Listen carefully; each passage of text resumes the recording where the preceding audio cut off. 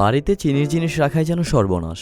যেখানেই রাখা হোক না কেন পিঁপড়া ধরে যায়। এই সমস্যার উপায় হিসেবে অনেকে পলিথিনের প্যাকেটে মুড়ে মিষ্টি খাবার কোনো শক্ত ঢাকনাওয়ালা পাত্রে রাখেন, কেউ আবার পাত্রটি ফ্রিজে রেখে দেন। তবে অনেকেই হয়তো জানেন না ঘরোয়া এমন কিছু সহজ উপায় আছে যা কাজে লাগিয়ে চিনির পাত্র ঘরের যে কোনো জায়গায় রাখা যাবে, ধরবে না পিঁপড়া। তাহলে চলুন জেনে নেওয়া যাক গুরুত্বপূর্ণ সেই পদ্ধতিগুলো।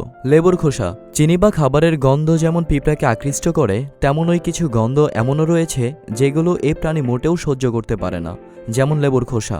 এক টুকরা লেবুর খোসা চিনির পাত্রে রেখে দিন, 2 থেকে 3 দিন পর সেটি বদলে ফেলুন। এতে চিনির পাত্রের ধারে কাছেও আসবে না পিঁপড়ার দল। তেজপাতা। চিনির পাত্রে একটি তেজপাতা রেখে দিন, 4 থেকে 5 দিন পর সেটি বদলে ফেলুন। তেজপাতার গন্ধে পিঁপড়া চিনির পাত্রের ধারে কাছেও আসবে না। দারুচিনি।